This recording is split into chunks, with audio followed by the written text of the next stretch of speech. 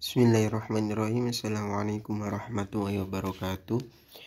Kami di sini dari kelompok 13 yang beranggotakan Mas Muhammad Iqbal Vilayat Fathur Rizki dan Mas Muhammad Soleh dan saya sendiri akan mempresentasikan tentang hukum Islam antara idealisme dan positivisme.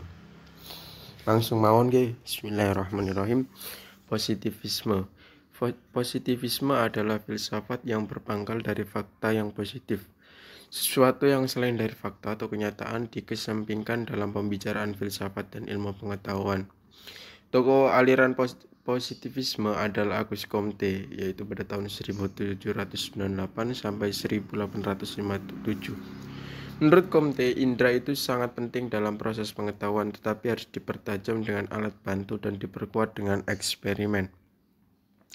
Menurut Comte, perkembangan pemikiran manusia melalui 3 zaman, yaitu zaman teologis, yaitu zaman di mana manusia percaya bahwa di belakang gejala-gejala alam terdapat adikodrati mengatur gerak dan gejala zaman.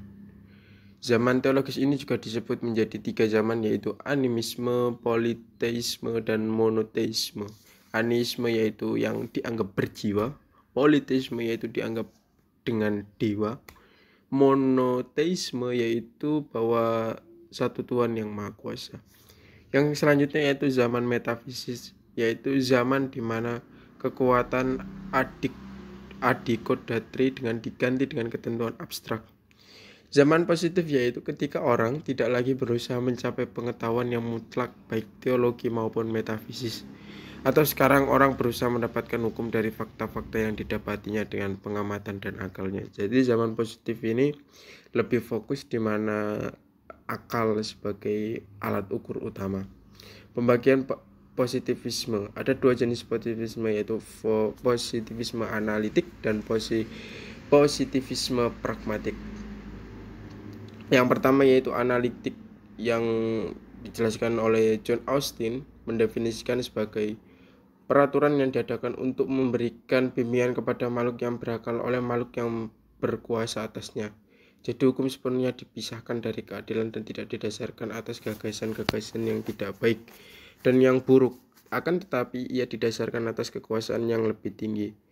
Sebagai lawan dari teori Austin adalah gerakan kaum realis Amerika yang disebut positivisme pragmatis, yang mempelajari hukum sebagai karya-karya dan fungsi-fungsinya, bukan sebagai yang tertulis di atas kertas.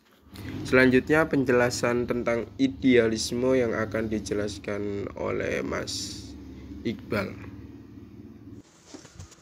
Baik, yang selanjutnya adalah idealisme. Idealisme adalah aliran yang mengajarkan bahwa dunia fisik hanya dapat dipahami dalam kaitannya dengan jiwa dan roh. Dapat dipahami juga bahwa idealisme memandang bahwa realitas akhir adalah roh, bukan materi dan juga bukan fisik. Istilah idealisme diambil dari kata ide, yang artinya sesuatu yang hadir dalam jiwa. Pandangan ini telah dimiliki oleh Plato dan pada filsafat modern dipelopori oleh J.K. Fichte, Schelling, dan Hegel.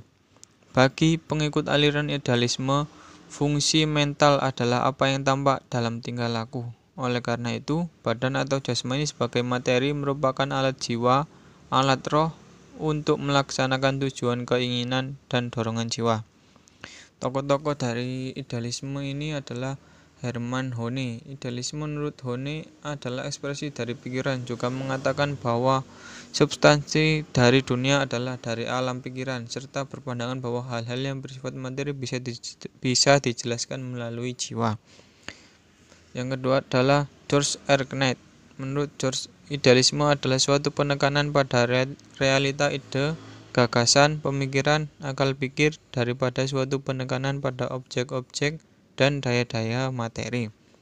Kesimpulannya, menurut kelompok kami, idealisme adalah suatu aliran filsafat yang mempunyai pandangan bahwa hakikat segala sesuatu ada pada tataran ide.